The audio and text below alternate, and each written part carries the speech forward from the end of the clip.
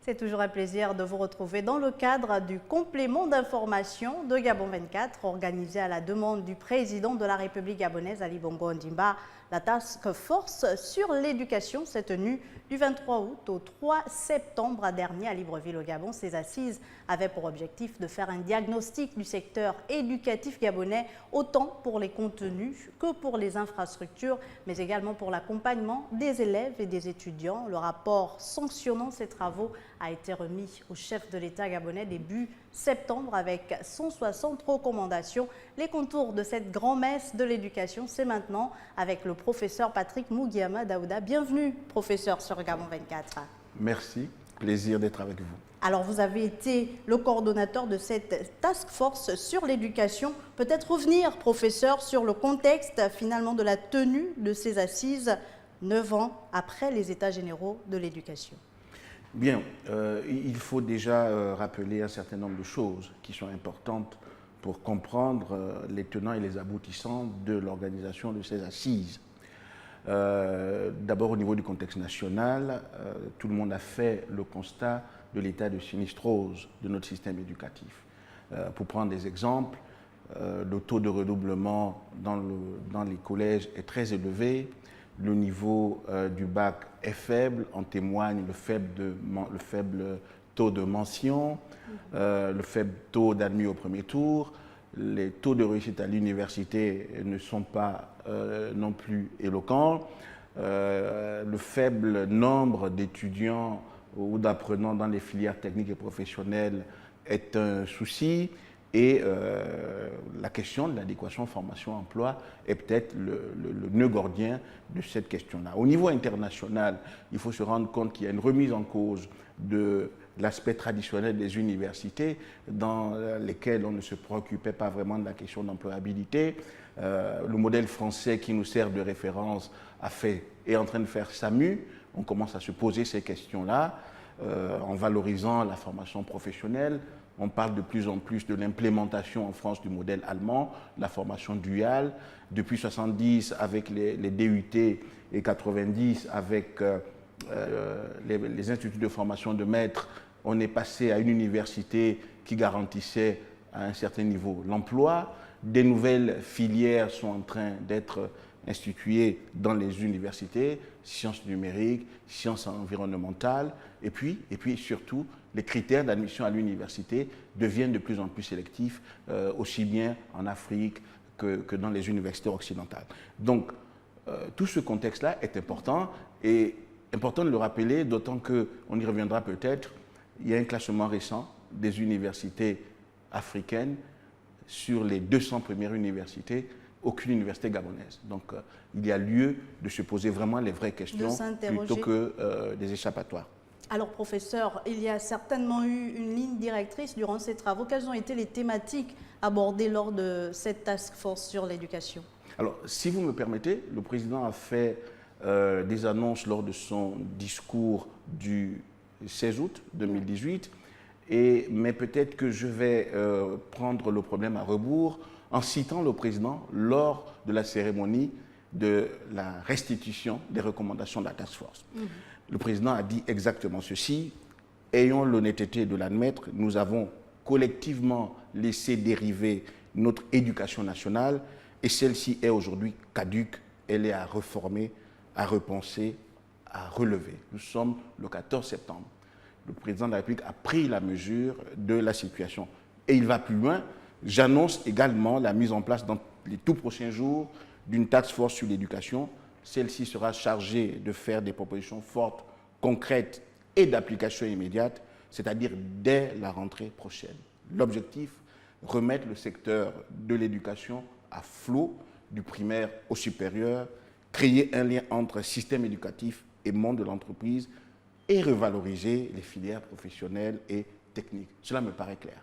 Cela est clair, d'autant que le président relève plusieurs angles qui concernent ce système éducatif. Et j'aimerais revenir sur les thématiques qui ont donc ponctué la task force de l'éducation. Il y a certainement eu le plan structurel, parce qu'on le sait, parler d'éducation, c'est parler de structure des textes qui encadrent ce système éducatif. Quelles ont été les propositions déjà pour parler de recommandations au niveau de la task force et peut-être quelles sont les avancées 4 mois après ces assises? Si vous permettez, pour fixer les esprits et corriger un certain nombre de billets qui ont été repris ici et là, je voudrais qu'on insiste sur les balises que le président de la République a posées pour nous, pour cette task force, qui ne sont pas des états généraux bis. Hein.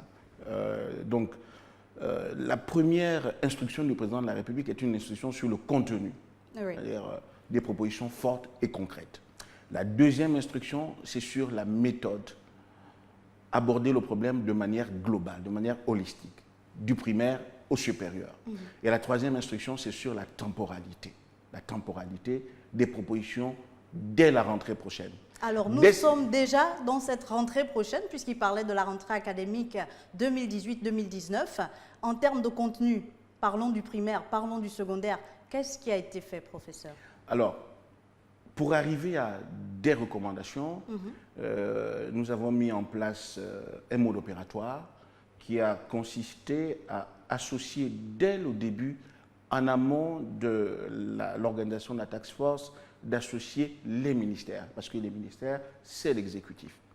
Et donc, nous avons demandé aux ministères, dans le principe d'une participation inclusive de tous les acteurs du système éducatif, de désigner des représentants qui devaient être les experts pour chacun des secteurs du système éducatif de la tutelle. Donc, en dehors de ces représentants des ministères, nous avons pensé également qu'il était bien d'associer le patronat, certains syndicats, les parents d'élèves, les partenaires du développement, le système des Nations Unies.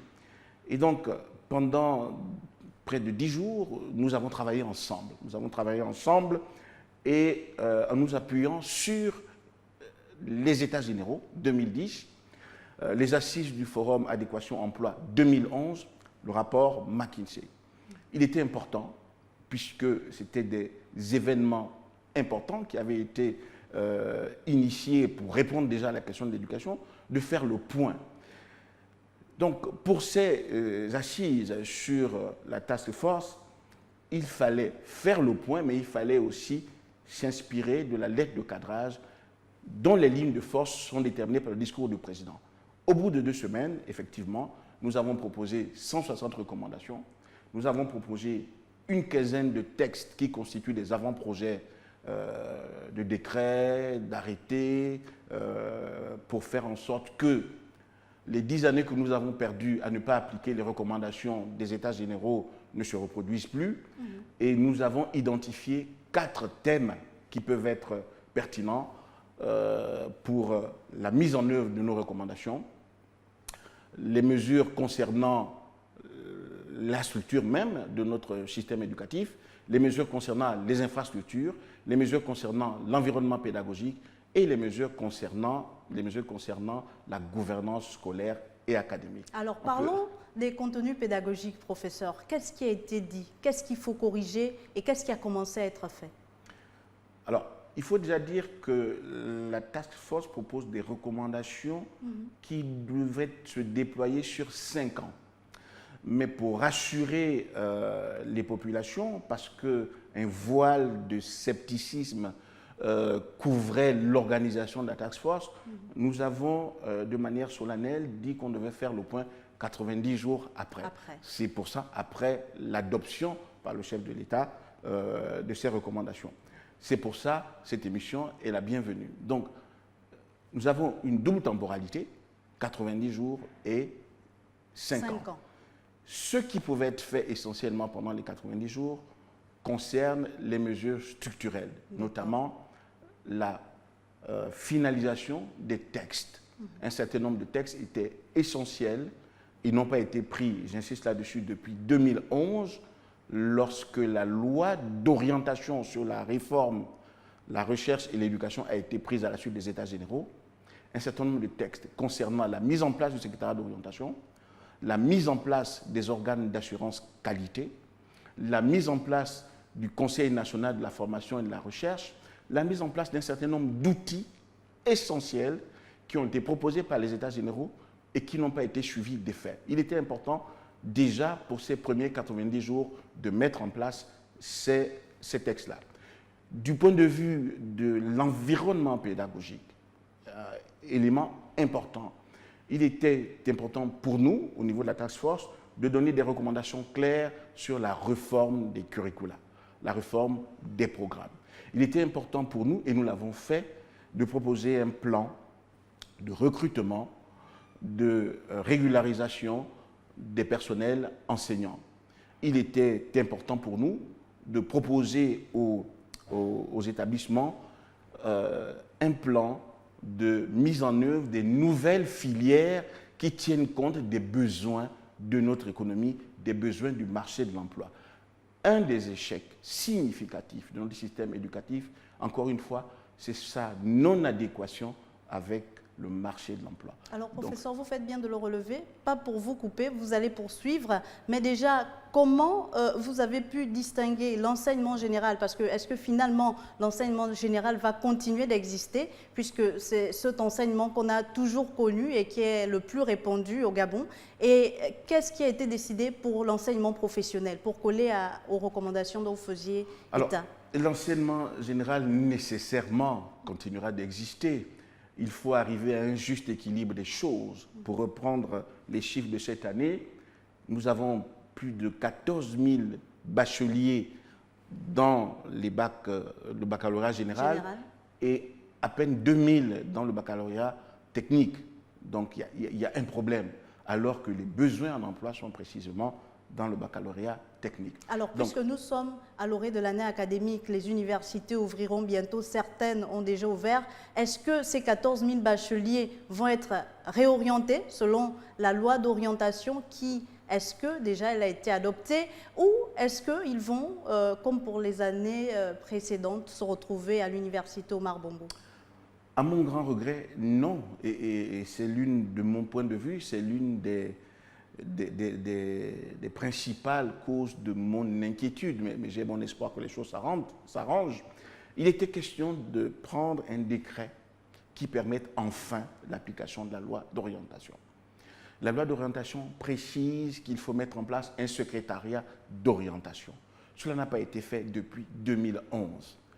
Et avec les conséquences que l'on sait, les effectifs pléthoriques dans les universités et les orientations par défaut. J'ai l'occasion de voyager de par mes fonctions, mais aussi de par ma qualité d'expert de plusieurs organismes internationaux dans les universités africaines. Pour prendre un exemple, à l'université de Côte d'Ivoire, à l'université du Sénégal, c'est l'État qui oriente les étudiants dans le cadre d'un secrétariat d'orientation, qui organise un salon de l'orientation en début d'année, qui fixe les quotas par université en fonction des besoins. Pour prendre un exemple parlant, peut-être plus parlant, le système Parcoursup en France a les mêmes ambitions, même si il s'agit d'algorithmes de calcul qui font le travail à la suite de l'implémentation des critères qu'on met dans les bases de données. Donc, il est hors de question que les étudiants aillent massivement dans les universités sans que l'État n'ait un droit de regard, parce que finalement, qui finance? C'est l'État. Qui finance les vacations des enseignants? C'est l'État. Qui finance les bourses? C'est l'État. Qui a une vision générale des besoins de l'éducation? C'est encore l'État.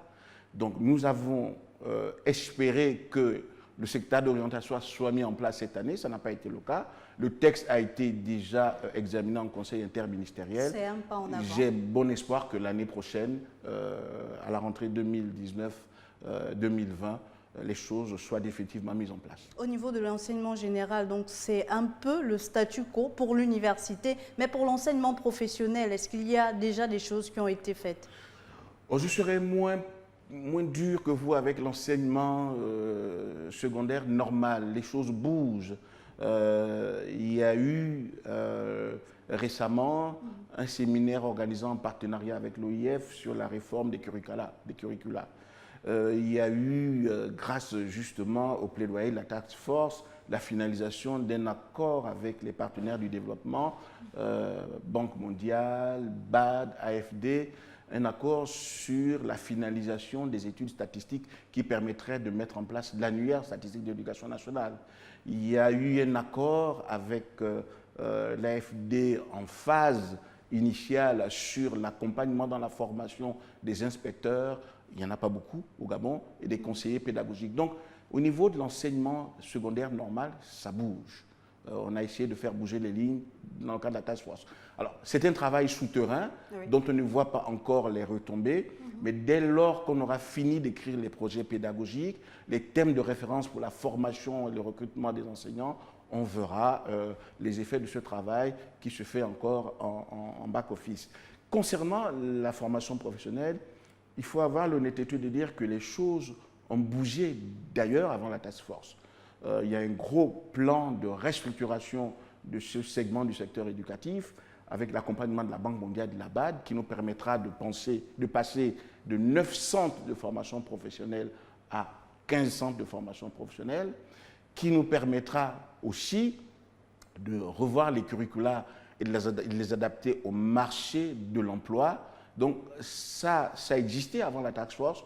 Nous avons catalysé ce mouvement en rassurant les partenaires du développement qui étaient présents lors des travaux, et les financements ont été disponibilisés grâce à l'entregent justement et au travail de la task force. La question au niveau de la formation professionnelle, professeur, serait peut-être de comment l'État compte intéresser les populations gabonaises qui sont un peu plus penchées vers l'enseignement général à l'enseignement professionnel, surtout qui ont peut-être une façon de s'enfermer dans des idées toutefois conçues concernant l'enseignement professionnel, quand on sait qu'en y allant, c'est peut-être des diplômes tels que le CAP qu'on pourra avoir. Est-ce que l'État a pensé dans ce sens-là à pousser les cursus un peu plus loin dans cet enseignement? Alors, c'est le complexe du bureau dont nous avons été un peu tous victimes.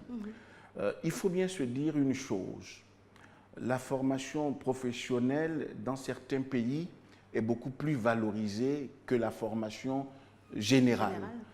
On cite souvent, encore une fois, le modèle de l'Allemagne avec la formation duale, le modèle de la Suisse qu'on essaie d'implémenter dans ces pays. Et il ne faut pas restreindre la formation professionnelle à des niveaux de formation que l'on connaît habituellement. Les CAP qui peuvent être utiles et qui le sont, les BEP, nous allons tout faire et nous avons défini les conditions de mise en place dans les lycées techniques de BTS dans les métiers à fort taux d'employabilité. Mais même au niveau du ministère de la formation professionnelle, il y a des ambitions pour que l'on monte en puissance avec des diplômes qui dépassent les CAP, les BTS et qui s'approchent des niveaux que l'on retrouve habituellement dans les universités. Il ne faut pas avoir une vision médiévale et étriquée de la formation professionnelle. La formation professionnelle est pourvoyeuse d'emplois, nous en avons besoin. Alors, monsieur professeur Moudiama Daouda, je rappelle que vous êtes également conseiller spécial du président de la République, chef du département éducation, formation et recherche. Avant de poursuivre, je le disais à l'entame, le rapport contenant les recommandations de cette task force sur l'éducation a été remis au chef de l'État Ali Bongo Ondimba en septembre dernier. Retour sur cette cérémonie dans cet élément. À quelques semaines de la rentrée académique 2018-2019, la restitution ce 14 septembre à Libreville de la Task Force de l'éducation au chef de l'État gabonais a été le point fort de cette journée. Des chiffres peu probants qui devraient évoluer avec la rentrée scolaire 2018-2019 au plus tard. L'éducation du primaire au supérieur, en passant par la formation professionnelle, constitue une priorité vitale pour notre pays. La Task Force est chargée de faire des propositions fortes, concrètes, avec application immédiate, c'est-à-dire dès la rentrée prochaine. Puisque nous avons collectivement fauté, nous allons ensemble redresser la situation. Je dis bien ensemble. Mais pour ceux qui ont l'intention de jouer une autre partition, alors ils sont prévenus. Les moyens qui vont être importants à dégager, nous veillerons à ce qu'ils arrivent là où ils doivent aller. Donc, attention au gaspillage aussi. 8 ans après les États généraux de l'éducation, le président Ali Bongo a créé une task force pour sauver l'éducation gabonaise du naufrage. Selon Ali Bongo, il faut créer un lien entre système éducatif et le monde de l'entreprise et revaloriser les filières professionnelles et techniques. Nous avons associé les partenaires internationaux qui, pour une part, dans ce qui concerne les financements, sont avec nous, fois parce que nous avons pris le problème par le bon bout, c'est-à-dire en mettant ensemble les experts de l'éducation, tous segments confondus, les partenaires sociaux, les parents d'élèves, le patronat. Nous voulons opérationnaliser un certain nombre de choses qui étaient déjà contenues dans les États généraux et qui n'ont pas pu l'être. J'ai beaucoup parlé de la loi d'orientation qui est un condensé des États généraux et qui a été prise en 2011. Mais les textes d'application, par exemple pour le secrétaire d'orientation scientifique, pour le Conseil national de l'emploi, pour l'assurance qualité, toutes ces structures-là sont contenues dans la loi d'orientation. Faut-il continuer de financer les chèques? Telle est la question fondamentale pour sortir l'éducation nationale gabonaise du gouffre actuel, a ajouté le président de la République. Si vous nous rejoignez à l'instant, vous êtes sur Complément d'information et c'est nulle part ailleurs que sur Gabon 24. Je reçois le professeur Patrick Mougiama Daouda. Il est conseiller spécial du président de la République, chef du département éducation, formation et recherche et par ailleurs coordonnateur général de la Task Force sur l'éducation. Alors professeur, la Task Force a eu lieu, elle a été mise en place. En termes d'infrastructure, concrètement, qu'est-ce qui a été fait? Alors c'est un peu plus long que la mise en place d'un certain nombre de recommandations. Nous avons déjà pu, en termes d'infrastructure concernant le secondaire, finaliser le partenariat avec l'AFD qui nous permettra d'avoir 406 salles de classe d'ici 2 ans. Encore une fois, c'est la participation de l'AFD à la task force qui a permis de débloquer cette situation qui était bloquée depuis 2 ans. Nous avons pu également, dans le cadre d'une de nos recommandations, faire en sorte que l'ouverture, ne serait-ce que partielle, du lycée technique de Vendo et du lycée de Bikele soit effective.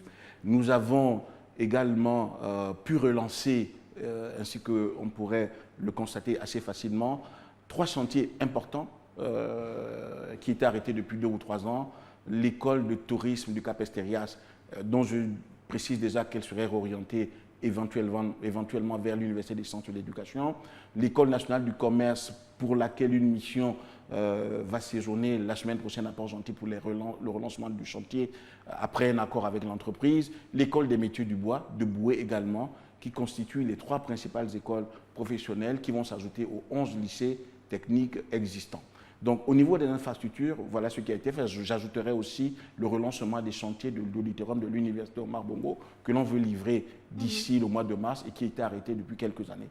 Donc, tout ça, c'est à mettre au crédit du travail, de sensibilisation, de suivi, de plaidoyer de la task force. Alors, professeur, les allocations, j'y arrive, d'études, qui devront désormais être, selon le chef de l'État, attribuées selon le mérite et le caractère social? Qu'en est-il pour cette année académique? La task force a fait son travail, a présenté un nouveau décret qui devrait remplacer le décret actuel sur le système d'attribution des bourses. Donc, la balle est dans le camp de l'exécutif.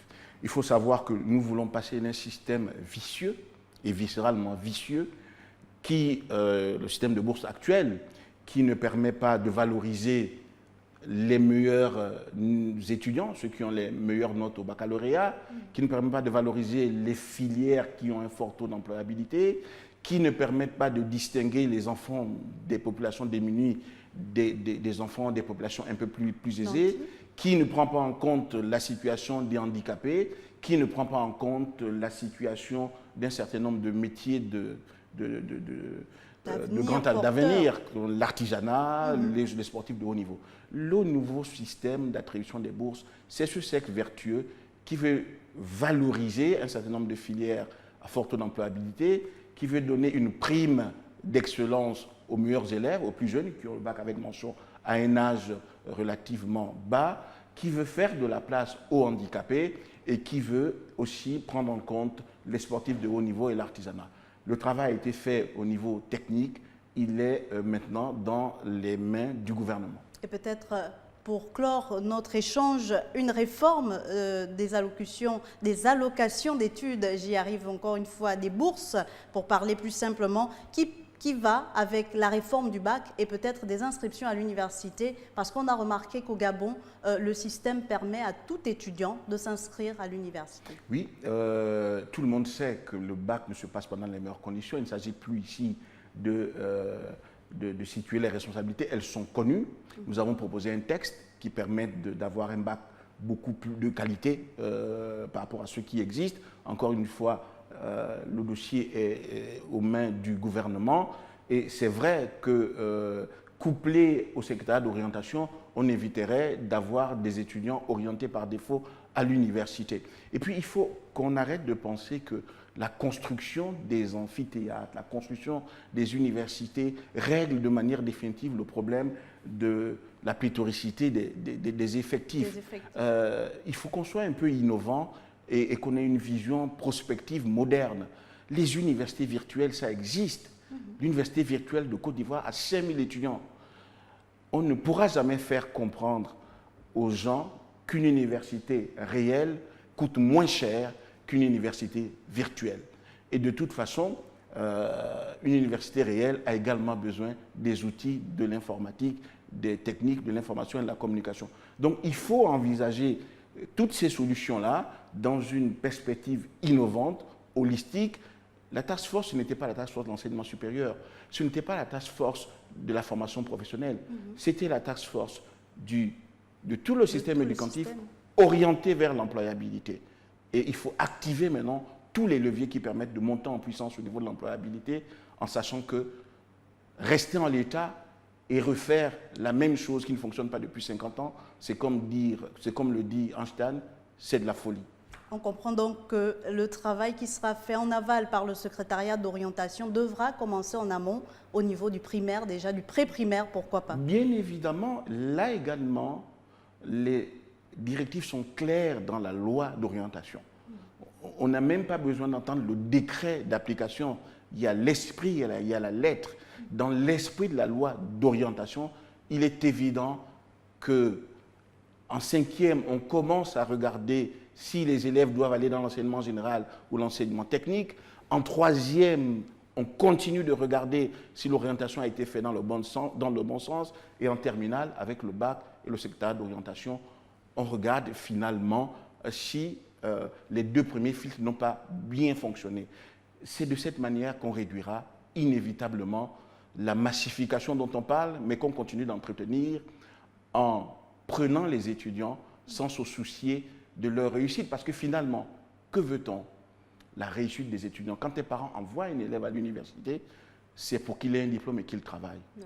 On est sûr que l'université gabonaise aujourd'hui accomplit cette mission. J'en doute sérieusement. Merci à vous, professeur Mougiama Daouda. Ce sera votre mot de fin. Nous rappelons que vous êtes conseiller spécial du président de la République, chef du département éducation, formation, recherche et par ailleurs coordonnateur général de la task force sur l'éducation. Merci pour toutes ces précisions et pour votre analyse. Je vous dis à très vite sur Gabon 24. Merci.